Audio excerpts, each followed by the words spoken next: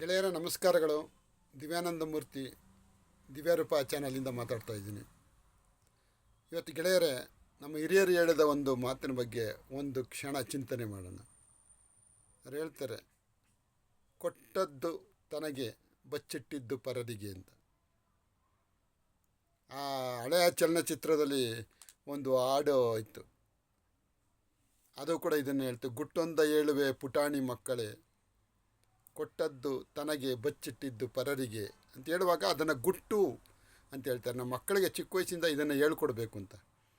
ಯಾಕಂದರೆ ಅದನ್ನು ನಾವು ಸ್ವಲ್ಪ ಆಳವಾಗಿ ನೋಡಿದಾಗ ಗೆಳೆಯರೆ, ಅದು ಭಾಳ ಸತ್ಯ ಕಾಣುತ್ತೆ. ನಾವು ಏನು ಬೇರೆಯವ್ರಿಗೆ ಕೊಡ್ತೀವಿ ಅದೇ ಗೆಳೆಯರೆ ನಮಗೆ ಖಂಡಿತವಾಗಿ ಉಳ್ಕೊಳ್ಳೋದು.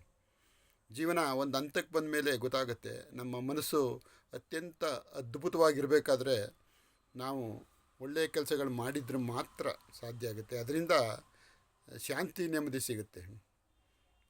ಈ ನೆಮ್ಮದಿ ಎನ್ನೋದು ಅಂಗಡಿಯಲ್ಲಿ ಸಿಗೋಂಥ ವಸ್ತು ಅಲ್ಲ. ನಾವು ಯಾರಿಗಾದರೂ ಏನನ್ನಾದರೂ ಕೊಟ್ಟರೆ, ಅರ್ಹರಿಗೆ ಸಹಾಯ ಮಾಡಿದ್ರೆ ನಮಗೆ ಖಂಡಿತ ನೆಮ್ಮದಿ ಸಿಗುತ್ತೆ ಗೆಳೆಯರೆ. ಅಂಥ ಕೆಲಸ ಮಾಡಬೇಕಾದ್ರೆ ಎಲ್ಲರಿಗೂ ಗೊತ್ತಿರುತ್ತೆ. ಇದು ಸ್ವಲ್ಪ ದಾನ ಧರ್ಮ ಮಾಡಬೇಕು, ನಮ್ಮಲ್ಲಿರೋದನ್ನ ಹಂಚಬೇಕು. ಅದು ಹಣ ಅಂತಲೇ ಅಲ್ಲ, ವಿದ್ಯೆ ಆಗಲಿ ಇನ್ನಿತರ ಯಾವುದೇ ವಸ್ತುಗಳಾಗಲಿ, ನಮಗಿಂತ ಬೇರೆಯವ್ರಿಗೆ ಅದು ಹೆಚ್ಚು ಅವಶ್ಯಕತೆ ಇದೆ. ಆ ಸಂದರ್ಭದಲ್ಲಿದ್ದಾಗ ನಾವು ಅದನ್ನು ಅವ್ರಿಗೆ ಕೊಡುವ ಪ್ರಯತ್ನ ಮಾಡಬೇಕು. ನಮಗೆ ಸಂತೃಪ್ತ ಆದಮೇಲೆ ಆದರೂ ಬೇರೆಯವ್ರಿಗೆ ಸ್ವಲ್ಪ ಕೊಡಬೇಕು ಗೆಳೆಯರೆ. ಅದನ್ನು ನಮಗನ್ನಿಸ್ದಾಗ ಕೊಡದೆ ಹೋದರೆ ಅದು ಮತ್ತೆ ನಾವು ಕೊಡ್ತೀವಿ ಅಂದರೂ ಕೂಡ ಅವರಿರೋಲ್ಲ. ಒಂದು ಹೇಳ್ತಾರೆ ಹಿರಿಯರು, ಆಡದೆ ಮಾಡುವವನು ರೂಢಿಯೊಳಗೆ ಉತ್ತಮನು, ಆಡಿ ಮಾಡುವವನು ಮಧ್ಯಮನು, ಅಧಮ ತಾನಾಡಿ ಮಾಡದವನು ಅಂತ. ನಾವು ಅಟ್ಲೀಸ್ಟು ಆಡದೆ ಮಾಡಬೇಕು. ಅಟ್ಲೀಸ್ಟ್ ಮಾಡಿದ ಮೇಲೆ ಅಥವಾ ಮಾತಾಡಿದ ಮೇಲೆ ಆ ಮಾತನ್ನು ಉಳಿಸ್ಕೋಬೇಕು. ಆಗ ನಮ್ಮ ಒಂದು ಸಣ್ಣ ಸಹಾಯ ಬೇರೆಯವ್ರಿಗೆ ಆ ಸಂದರ್ಭದಲ್ಲಿ ದೊಡ್ಡ ಸಹಾಯವಾಗಿ ಮಾರ್ಪಾಡಾಗುತ್ತೆ. ಅದಕ್ಕೆ ಕೆಲವು ವೇಳೆ ಭಾಳ ಜನ ನೆನಪಿಟ್ಕೊಂಡಿರ್ತಾರೆ. ಅವ್ರು ನಮಗೆ ಏನೋ ಕೊಟ್ವಿ ಮಾಡಿದ್ವಿ ಅಂತ ಅನಿಸಿದ್ರು ಕೂಡ ಅವ್ರಿಗೆ ಅದು ಭಾಳ ಎಲ್ಪ್ ಆಗಿರುತ್ತೆ. ಅವರು ಅದನ್ನು ತಮ್ಮ ಜೀವನದಲ್ಲಿ ಮತ್ತೆ ಯಾರಿಗಾರು ಮಾಡ್ತಾರೆ ಗೆಳೆಯರೆ. ಹಂಗೆ ಜೀವನ ಇದೊಂಥರ ಸರಣಿ ಇದ್ದಂಗೆ.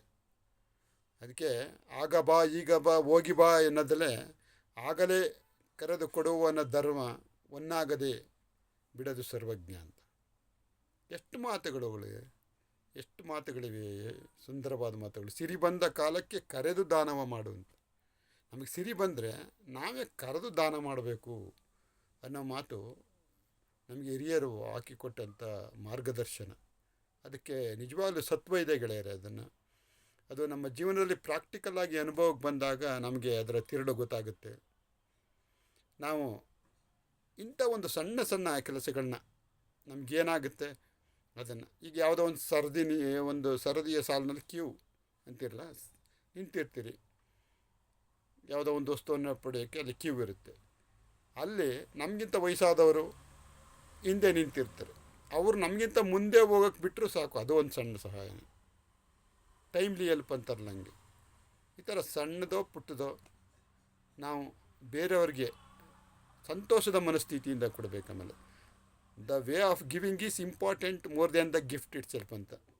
ನಾವು ಏನಾದ್ರು ಕೊಡುವಾಗ ನಾವು ಒಳ್ಳೆಯ ಮನಸ್ಸಿಂದ ಕೊಡಬೇಕು, ಸಂತೋಷದ ಮನಸ್ಸಿಂದ.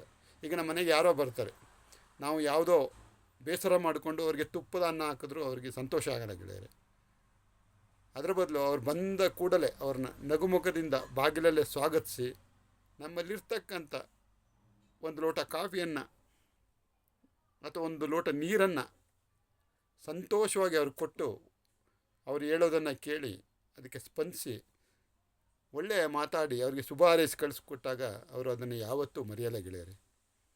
ಅದನ್ನು ಹೇಳ್ತಾರೆ, ಆವತ್ತಿನ ಸುಂದರ ಘಟನೆ ಅವರ ಜೀವನದಲ್ಲಿ ಮುಂದೊಂದಿನ ಸುಂದರವಾದ ನೆನಪಾಗಿ ಉಳುಕುತ್ತೆ. Today's beautiful moments are the tomorrow's beautiful memories ಅಂತಾರೆ. ಅಂಥ ಮೆಮೊರೀಸ್ಗಳು, ಸಣ್ಣ ಪುಟ್ಟ ಮೆಮೊರೀಸ್ಗಳು ಉಳಿಯುವಂಗೆ ನಾವು ಆ ಜೀವನ ಶೈಲಿಯನ್ನು ರೂಢಿಸ್ಕೊಂಡ್ರೆ ಮುಂದೊಂದು ದಿನ ನಮಗೆ ವಯಸ್ಸಾದಾಗ ಹಿಂತಿರುಗಿ ನೋಡಿದಾಗ ಜೀವನದಲ್ಲಿ ಒಂದಷ್ಟು ನೆನಪುಗಳು ಇರ್ತವೆ.